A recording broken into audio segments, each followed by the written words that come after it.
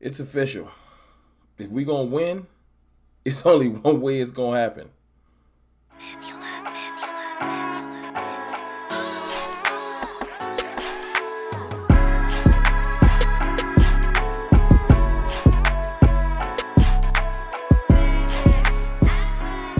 What's good, people? It's your boy, Mr. Rome, Cowboys fan talk, right back like I never left. What's up with y'all, man? This team, man, this team will break your spirit, man. It will. You know, before I get to talking about my idea of what we're doing at Pass Rush for the year, let me just say this, man. If we're going to win, it's going to have to be through one way. It's going to have to be through getting lucky with draft talent and just luck in general. Now, I know there's a lot of luck that goes into winning in the NFL anyway, but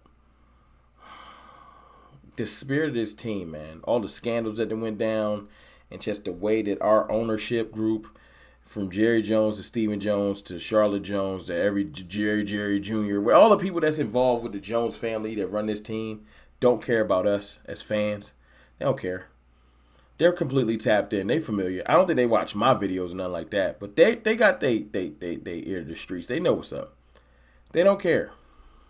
They don't care. I watched one of their biggest cohorts earlier literally giggle at the fact that they signed a punter, knowing that it was triggering and angering to us. It was funny to them.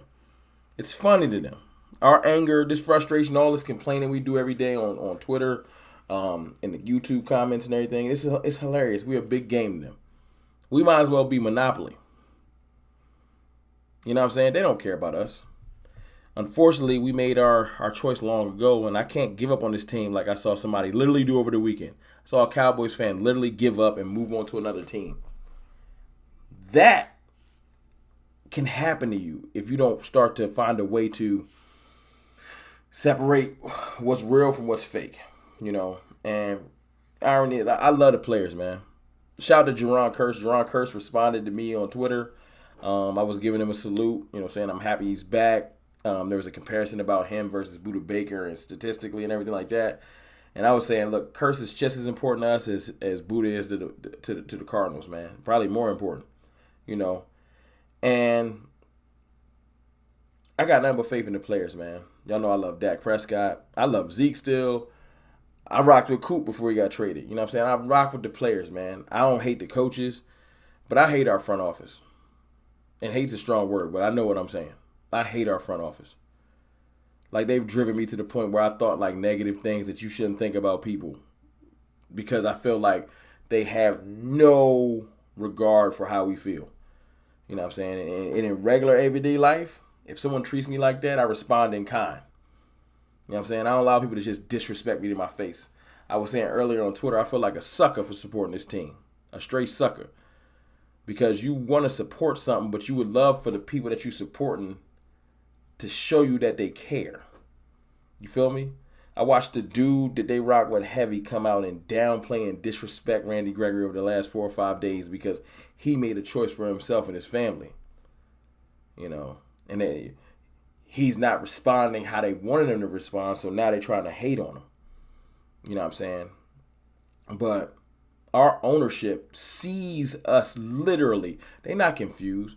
They know we frustrated. They see us every day crying out for some type of response of, we care about y'all. We trying to go for it. And they respond by signing the punter and the dude that covers them closely, giggling at the fact that he knows it's triggering. That's where we at. So I decided today that I'm going to start looking at this team in a different light. You know what I'm saying? Because it's too draining. So I'm gonna try to give y'all strategies on how we can win with what we got. I don't know if it'll be true. I don't know if it'll come true, but what I'm supposed to do, man. So with that being said, let me tell y'all how we're going to be running a platoon system at DN, opposite D-Law. Now, I'm not saying D-Law will never come off the field. I'm saying D-Law probably is going to play about 80 to 90% of the snaps on his side, outside barring injury, knock on wood. That's fine. So what are we going to do with the other side? Well, it's going to be a mixture. We're going to be running Dante Fowler out there. I feel like he'll get most of the starts. I feel like Dorrance Armstrong will spell both ends. I feel like he'll help out with D-Law, and he'll help out behind Fowler. I also feel like Micah Parsons will be also coming in at both ends. And they'll put him at D-Law's end and bump D-Law in and run that NASCAR package, whereas Micah, D-Law at tackle, Oso Odigizua, and probably Dante Fowler. That's what I'm thinking. That's going to be our new NASCAR package. Until we possibly sign somebody else. Who we can sign? I don't know, man. Jadeveon Clowney's out there. I haven't heard any word. I've heard that Cleveland's trying to bring him back. They're probably just trying to make the numbers work. So he'll probably go back there. Y'all know Zadarius Smith. He went to the Vikings for the same money we was going to offer Randy, but apparently we can't pay other people. You got Trey Flowers, who was an edge.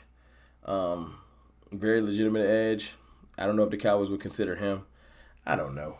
We got Melvin Ingram.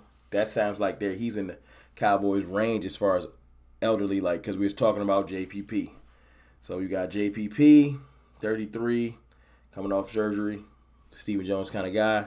You got Melvin Ingram, 33, age range, Stephen Jones kind of guy, because you can lowball him. That's all. You know what he's trying to do. Trying to get somebody for cheap. Do you have Trey Flowers? He's 29, probably out of the range because he's too young. He's probably going to be able to demand too much money if he hasn't locked up with somebody. You got Jadeveon Clowney, 29. And I think you got like an Arden Key. I don't know. You can name some more younger pass rushers, but the problem is I think we're going to get another pass rusher, possibly sign one. More than likely, you got to start thinking, like I said, you got to start thinking how Stephen Jones thinks. What's the cheapest way to do this? The draft. So we probably draft another edge. And hopefully he'll rotate in and be good.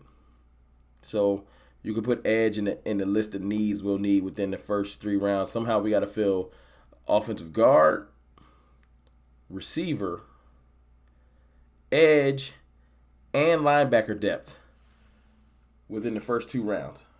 With 2 picks, we got to fill 4 slots. Because after the first 2 rounds, you got to just be really good at what you do. Now, Will McClay is amazing, and he probably can't fill those slots. We just got to pray on it, man.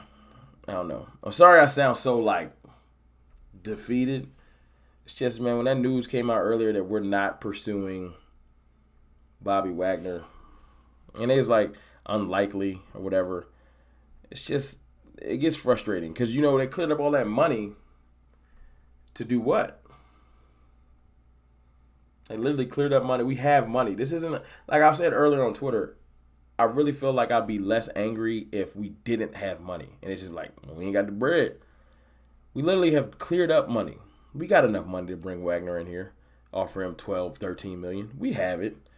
Maybe not 18, but we got enough money. We can make it work. We don't want to. We don't want to do anything that's extraneous. But look, man, I would really love for y'all to tell me if you think this whole pass rush block platoon thing could work. I feel like in a perfect world it can. If you want to be optimistic, I can see it working. Asking players to give themselves 100% of themselves, 25% of the time, and it'll work. But that's a hard ask, man. Sometimes you got to pay for the talent, and we just ain't doing it. So I don't know, man. Y'all tell me what y'all think. This team. It's your boy, Mr. Rome, man. I holla.